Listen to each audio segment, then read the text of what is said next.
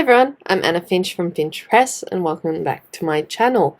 If you haven't already, hit the subscribe button, that way you'll be notified for anytime I upload a new video. Anyway, so today's video is a book review. So originally I was meant to read and finish These Violent Delights by Chloe Gong. I'm going to be reading that later tonight. Because I really do want to read it and I can't wait to finish it. Even though I've got 3 other books I've started reading and haven't finished yet.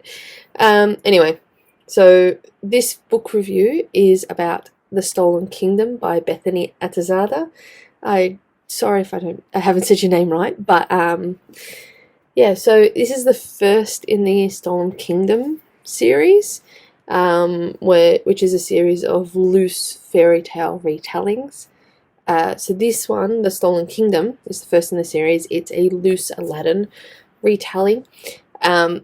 So basically, I'm just going to basically give a brief overview and then I'll get into my review. So I was able to identify elements of like the original Aladdin tale and / Disney tale, but a lot of that content or story is very different. It's very unique. It was full of basically Ari. So if you haven't seen it before, this is the old cover. She's created new covers for the series that are different to this. That I think have the person on the cover. So I got this edition. But anyway, so with Stolen Kingdom. So the Stolen Kingdom, so you've got 2 POVs in this, Ari and Caden. So Ari is the female protagonist. So Ari, I'm just going to read the summary that's on the back. Ari eagerly anticipates becoming queen of her humble kingdom. Even when a genie's gift manifests before her 18th birthday, she fights to hide the forbidden ability. But when a neighbouring king attempts to manipulate her to marriage and steal her kingdom, discovery feels imminent. Just one slip could cost her her throne and her life. A genie hunter and his crew of thieves are her only hope for removing this gift, and she must remove it before it's exposed, or die trying. The blurb is fairly short. It's not the most... Yeah, I mean, the blurb's okay. Anyway, I originally bought this because it sounded interesting, the concept, because I've watched Bethany Atazadeh's videos and I love her content, and the way she described the novel was interesting, and I love fairy tale retellings, hence me planning on writing a series of fairy tale retellings. So I originally picked it up because her description and the way she talked about it was interesting. This has been sitting on my bookshelf since August. I literally just picked it up today from my shelf because I wanted to read something nice and short, and started reading it. And I actually finished it in less than an hour. It's a fairly short read. I don't know, it's more, I mean, there's 300 pages, but it's more size-wise. It's about the same length as my novel, but it was a fairly quick read. So I finished it in less than an hour, mainly because I was actually into it. It was, I'm just going to into the review. It was a slow start. The first, I think it was 2 or so chapters were fairly slow. I mean, I picked it up the day before, had read halfway through the first chapter. I'm like, do I want to continue reading this? And today, because I'm like, I want to read something, but I don't want to read something as long as this in one sitting. So I picked this up. I read through it.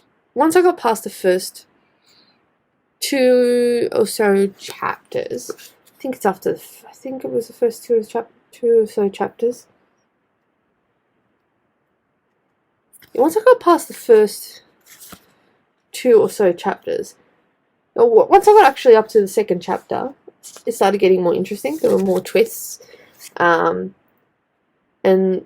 I started enjoying it more. And it got to the point once I got to say chapter 6, I'm like, ooh, and I started reading faster because I'm like, I want to know what happens next. So it was a bit of a slow start for me. Yeah, probably because of the style of writing. At least at the beginning. But once I got into it, I really loved it. I gave it a 5 stars, 5 stars on Goodreads, because I really did love it and I really did enjoy it. Were there things that could have been better in this? Yes. But considering she released this on a rapid release, it was actually better quality than what I expected. For a rapid release, and for a novel that's probably about 80, 60, 70,000 words, or maybe more at 80,000 words actually. For a novel around 80,000 words, I think it's 80,000 words. If you know otherwise, tell me. But for a novel that long and releasing it on a rapid release in less than, I think she released it in less than 3 months. So I think there was a 3 month gap between, 3 or 4 month gap between each novel, is amazing. I would like to do a rapid release. I doubt I'll be able to because of my poor attention span and lack of focus, I guess. My habit of procrastination. If you've watched my channel, and you've watched my videos about NaNoWriMo, you know I procrastinate a ton. Yeah, story-wise, plot was interesting.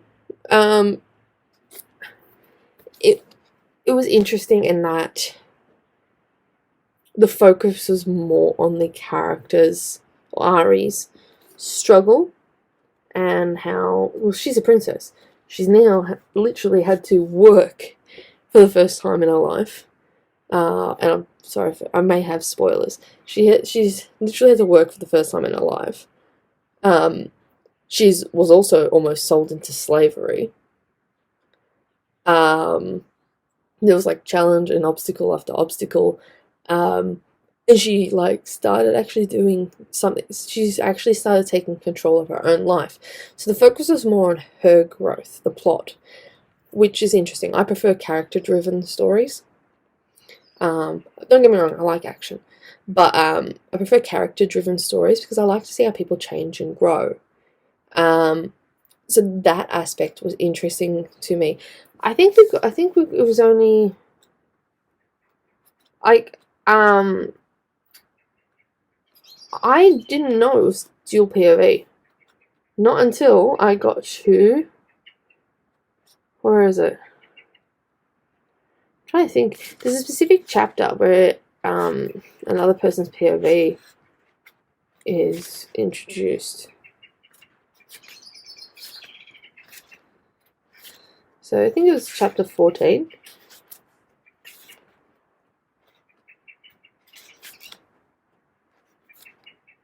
I'm pretty sure it was chapter 14.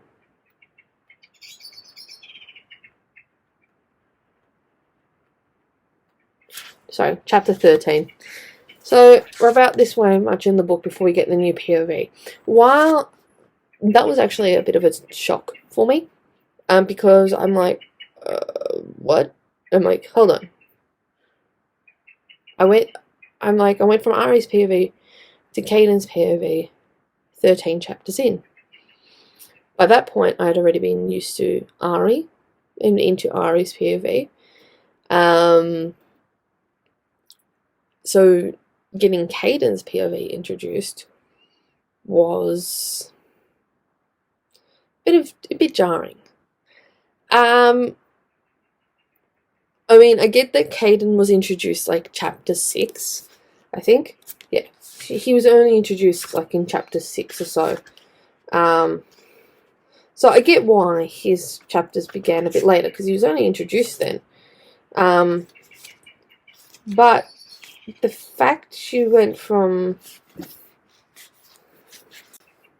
Hold on. The fact she went from one POV to another that far in wasn't... I mean, it was okay. I didn't mind it. I would have preferred if his POV was introduced straight after she meets him, because that way it's still early enough. Okay. And he didn't have many POV chapters in the book.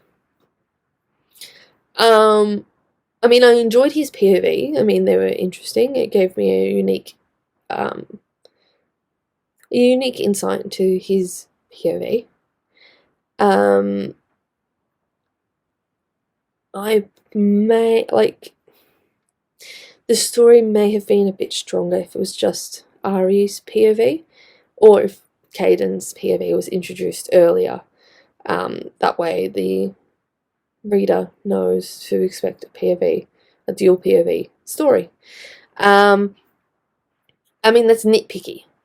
Like, this is like minor nitpicks. Overall, I really love this story. It's unique. It's full of twists. The fact that Ari takes control of her own life. She's the one in charge of her story, and she's driving the plot and the action, and everything's sort of happening around her. But she's the one taking control. She's refusing to give in to people who think they know better, or to other people's desires.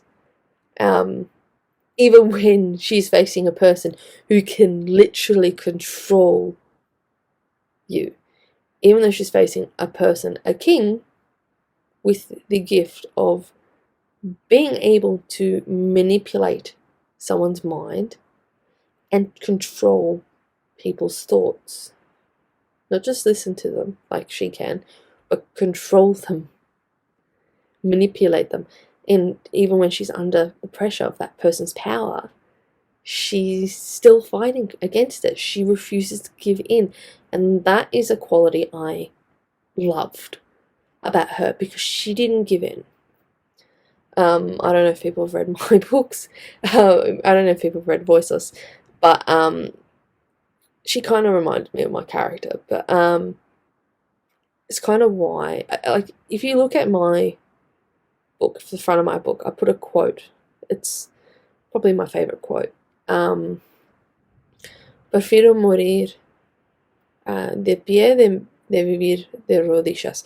I know I haven't said it correct, but it loosely translates into, I'd rather die on my feet than live life on my knees. So to not give in. You'd rather die fighting for what you believe in than giving in. And she kind of Ari kind of embodies that. She's like, I'm not going to give in. You are not going to control me. I am going to fight you every step of the way. And I will make sure people know exactly who you are and what you're like.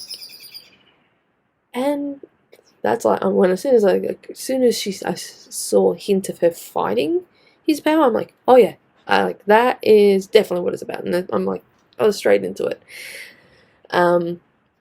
So I loved Ari's character. Caden's character, I liked him, don't get me wrong. His story, his background was interesting. I would have liked it fleshed out a bit more, and expanded on a bit more, either as a separate story or incorporated a bit more into the actual story itself. But Ari, her POV, hands down one of the best aspects of the story. So I gave it 5 stars on Goodreads because I absolutely loved it. Everything I've kind of mentioned that could be improved, they're minor nitpicks.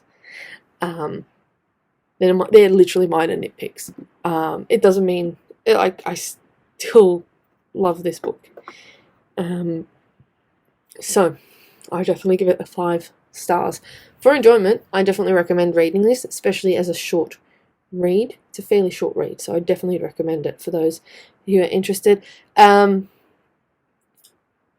It's available either ebook and paperback. So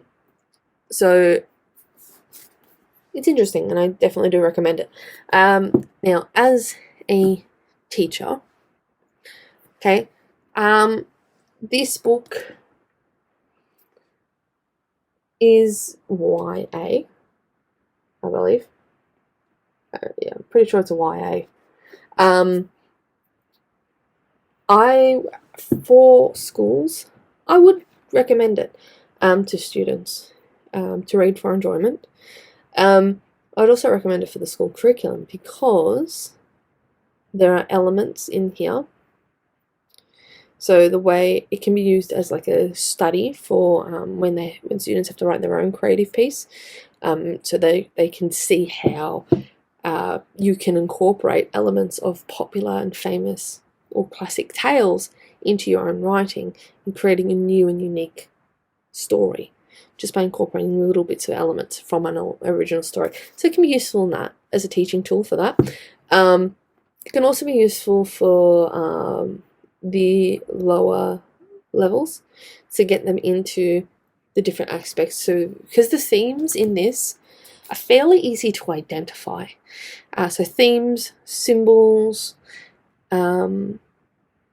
character development. It's fairly simple for young students, year 7s who are about 12, 13, to identify those elements and write about them and explain them and analyze them. So it's a fairly easy read for people in that age range. And they can use, and it can be useful in helping them develop skills of analysis and interpretation of themes and symbols. So it can be relatively useful for that as well. So I would recommend it for the lower levels.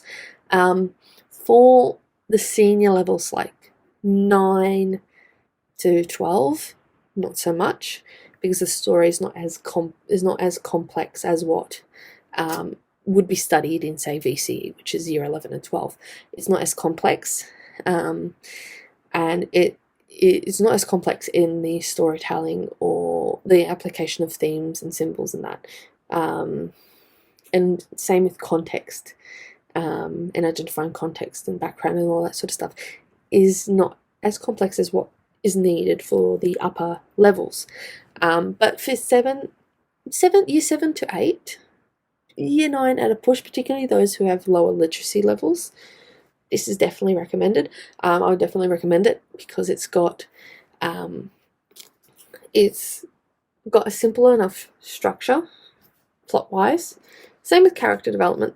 It's easy enough to follow and pick out the key aspects of development. So plot-wise, it's easy to identify key aspects of the plot and to analyze the key aspects of the plot. It's also easy for them to identify the plot structure, the 3-act story structure in this. It will be easy for younger students to analyze themes, symbols, characters, and it's fairly short, so it can actually be completed and read in a short period of time. So for schools, I would definitely recommend you consider reading it or including it as part of the English curriculum. Yeah, and it also can be used for because this incorporates their own versions of myths and legends. And at my school, they were studying myths and legends, and so it's also can be used as that and to show how myths and legends can be incorporated into larger stories. So, now, while I do recommend that, you do need to be aware that it is the novel is self-published. Okay, it's written by a self-published author, which means it may be difficult to order, at least in Australia. You can go to any bookshop and as long as you got the ISBN and it's available via Ingram Spark, you can pretty much order it. And I'm pretty sure it's available through Ingram Spark anyway. But I don't know for other countries, but in Australia there are specialised stores for books, textbooks and books for the English curriculum. And I don't know if they stock this or would stock it. That's one thing. But it's possible to just tell the local school supplier in the area, hey, we've got this book, we're going to put it in our book list, could you make sure you stock enough copies for this amount of students?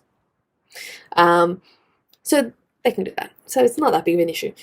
Second thing, because it is relatively new, the book, and also because it's self-published, teaching resources will not be available for this. So things like chapter summaries, character summaries, or symbols, or theme analysis, and things like lit charts and places like that won't be available.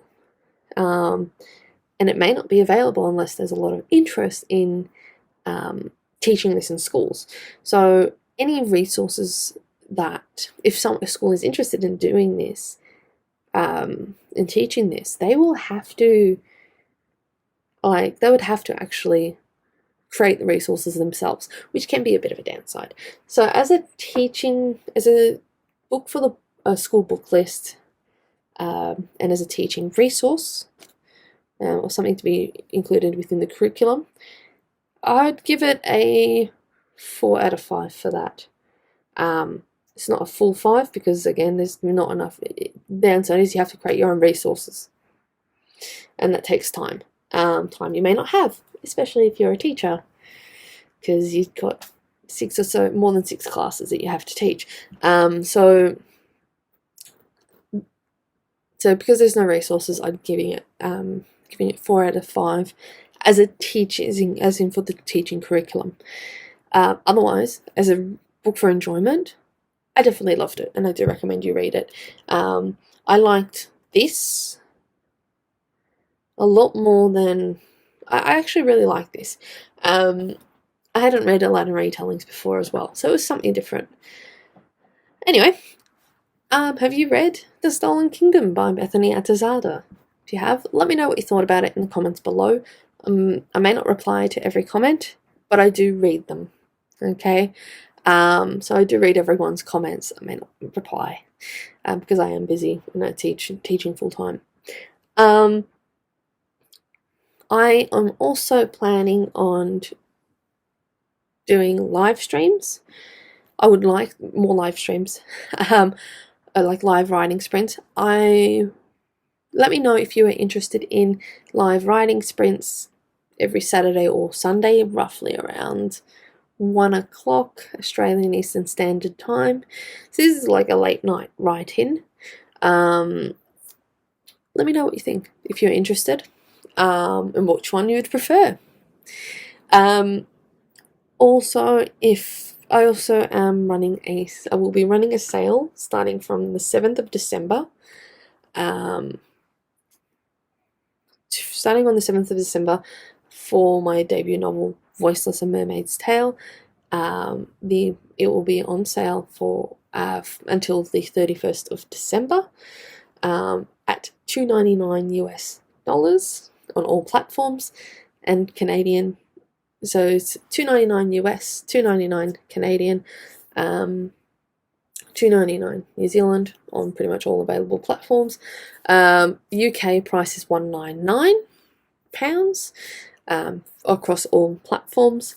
It's $3.99 on all Australian platforms as well for that time.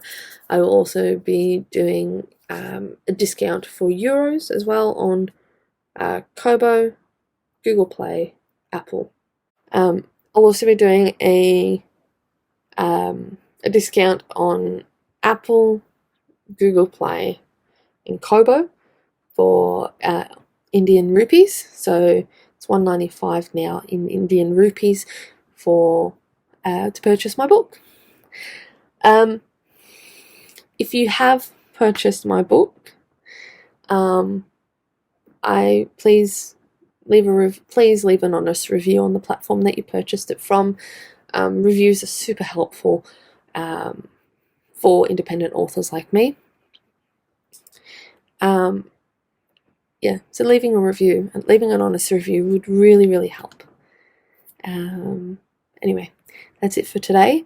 Hopefully I can read These Violent Delights tonight and upload another video tomorrow about it. But yeah. Anyway, see ya.